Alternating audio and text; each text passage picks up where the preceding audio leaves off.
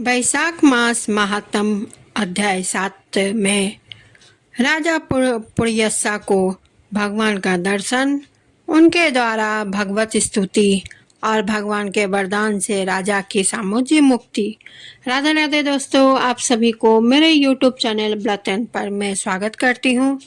दोस्तों, आज मैं आप सभी को सुनाने जा रही हूँ वैशाख मास की स्नान कथा के अध्याय 7। श्रुतदेव जी कहते हैं, परमात्मा भगवान नारायण 4 भुजाओं से सुशोभित थे।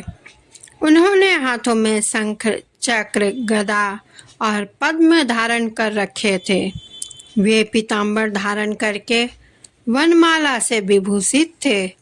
भगवती लक्ष्मी तथा एक पार्षद के साथ गरुड़ की पीठ पर विराजित थे।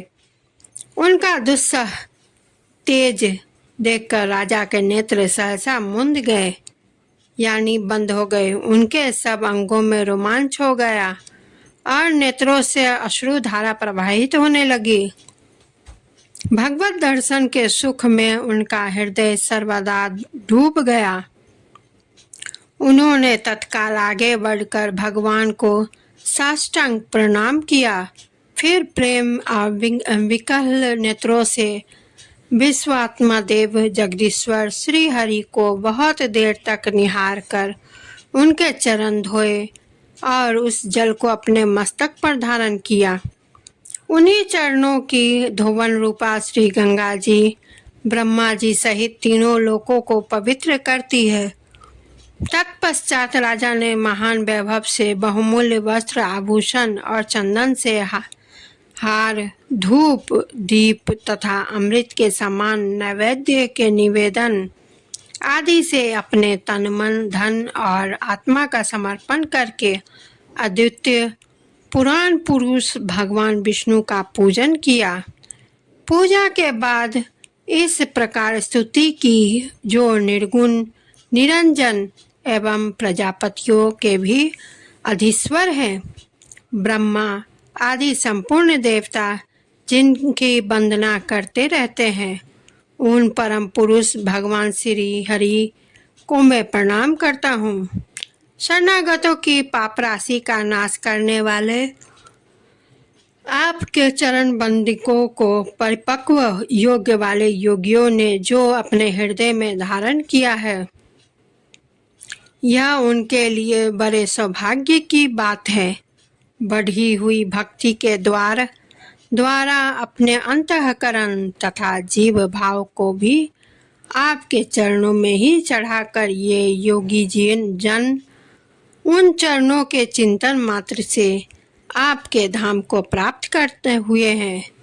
विचित्र कर्म करने वाले आप स्वतंत्र परमेश्वर को नमस्कार है। साधु पुरुषों पर अनुग्रह करने वाले आप परमात्मा को प्रणाम है। प्रभु, आपकी माया से मोहित होकर मैं स्त्री और धन रूपी विषयों में भी भटकता रहा हूँ। अनर्थ में ही मेरी अंतर्दृष्टि हो गई थी। प्रभु विश्वमूर्ते, जब जीव पर आप अनंत भक्त शक्ति परमेश्वर की कृपा होती है तो तभी उसे महापुरुषों का संग प्राप्त होता है, जिससे यह संसार समुद्र गोपद के समान हो जाता है। ईश्वर जब सत्संग मिलता है तभी आप में मन तथा बुद्धि का अनुराग होता है। मेरा समस्त राज तो मुझसे छिन गया था, वो भी आपका मुझ पर महान अनुग्रह हो हुआ था, ऐसा मैं मानता हूँ। मैं ना तो राज्य चाहता हूँ, ना पुत्र आदि की इच्छा रखता हूँ और ना कोष की ही अभिलाषा करता हूँ, अपितु मुनियों के द्वारा ध्यान करने योग्य जो आपके आराधनीय चरण वंदनीय है, उन्हीं का नित्य सेवन करना चाहता हूँ। देवेश्वर जग निवास, मुझ पर प्रसन्न होइए, जिससे आपके चरण कमलों के स्मृति बराबर बनी रहे।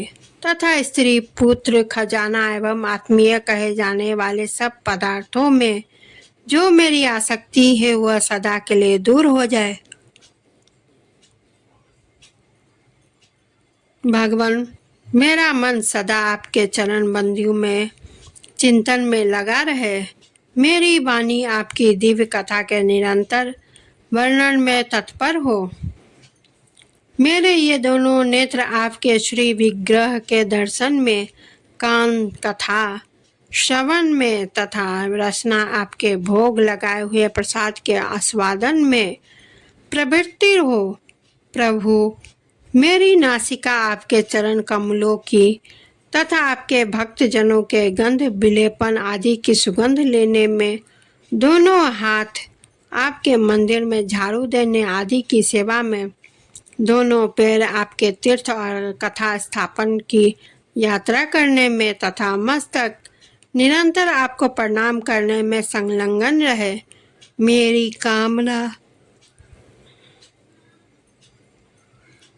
आपकी उत्तम कथा में और बुद्धि अहर्निश आपका चिंतन करने में तत्पर हो। मेरे घर पर पधारे हुए मुनियों द्वारा आपकी उत्तम कथा का वर्णन एवं आपकी महिमा का गान होता रहे और इसी में मेरा दिन बीते।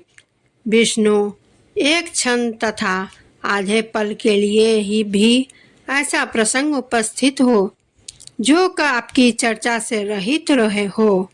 हरे, मैं परमेष्ठी ब्रह्मा का पद, भूतल का चक्रवर्ती राज्य और मोक्ष भी नहीं चाहता, केवल आपके चरणों की निरंतर सेवा चाहता हूँ, जिसके लिए लक्ष्मी जी तथा ब्रह्मा, शंकर आदि देवता भी सदा प्रार्थना करते हैं। राजा के इस प्रकार स्तुति करने पर कमल नयन भगवान विष्णु ने प्रसन्न हो मेघ के समान गंभीर वाणी में इस प्रकार कहा, राजन, मैं जानता हूँ तुम मेरे श्रेष्ठ भक्त हो, कामना रहित और निष्पाप हो। नरेश्वर, मुझ में तुम्हारे दृढ़ भक्ति और अंत में तुम मेरा सामोज्य प्राप्त करो। तुम्हारे द्वारा किए हुए इस स्तोत्र से मैं इस पृथ्वी पर जो लोग स्तुति करेंगे उसके ऊपर संतुष्ट हो मैं उन्हें भोग और मोक्ष प्रदान करूंगा। यह अच्छे तृतीया इस पृथ्वी पर प्रसिद्ध होगी, जिसमें भोग और मोक्ष प्रदान करने वाला मैं तुम्हारे ऊपर प्रसन्न हुआ। जो मनुष्य इस तिथि को किसी भी बहाने में अथवा स्वभाव से ही स्नान, दान आदि क्रियाएं करते हैं, वे मेरे अविनाशी पद को प्राप्त होते हैं। जो मनुष्य पितरों के उद्देश्य से अच्छे तृतीया को श्राद्ध करते हैं, उनका किया हुआ वह श्राद्ध अच्छे होता है। इस तिथि में थोड़ा सा भी जो पुण्य किया जाता है उसका फल अक्षय हो जाता है। निर्श्रेष्ठ, जो कुटुंबी ब्राह्मण को गाय दान करता है, उसके हाथ में सब संपत्तियों की वर्षा करने वाली भुक्ति और मुक्ति भी आ जाती है। जो वैशाख मास में मेरा प्रिय करने वाले धर्मों का अनुष्ठान करता है, उसके जन्म, मृत्यु, जरा, भय और पाप को मैं हर लेता हूँ। अनघ, यह वैशाख मास मेरे चरण चिंतन की भी भांति ऐसे सहस्त्रों पापों का हर लेता है, जिनके लिए शास्त्रों में कई प्रायश्चित नहीं मिलता। राजा को यह वरदान देकर देवादिदेव भगवान जनार्दन सबके देखते ही देखते वहीं अंतर्ध्यान हो गए। तदंतर राजा पुरयस्सा सदा भगवान में ही मन लगाए हुए उन्हीं की सेवा में तत्पर रहकर इस पृथ्वी का पालन करने लगे। देव दुर्लभ समस्त मनोर्थों का उपभोग करके अंत में उन्होंने चक्रधारी भगवान विष्णु का सामोज्य प्राप्त कर लिया। जो इस उत्तम उपाख्यान को सुनते और सुनाते हैं वे सब पापों से मुक्त हो भगवान विष्णु के परम पद को प्राप्त होते हैं। बोलिए श्री हरि विष्णु की जय। जय जनार्दन की। दोस्तों, 7वां अध्याय यहीं समाप्त होता है। आप सभी को मेरा यह वीडियो कैसा लगा कमेंट जरूर करें। वीडियो को लाइक शेयर करें। चैनल को सब्सक्राइब करें और नोटिफिकेशन बेल को ज़रूर क्लिक करें, क्योंकि कोई भी नई वीडियो का नोटिफिकेशन सबसे पहले आप तक पहुंचे। और इसी के साथ मैं विदा लेती हूं। कल फिर मैं उपस्थित होंगे एक नई वीडियो लेकर। इसके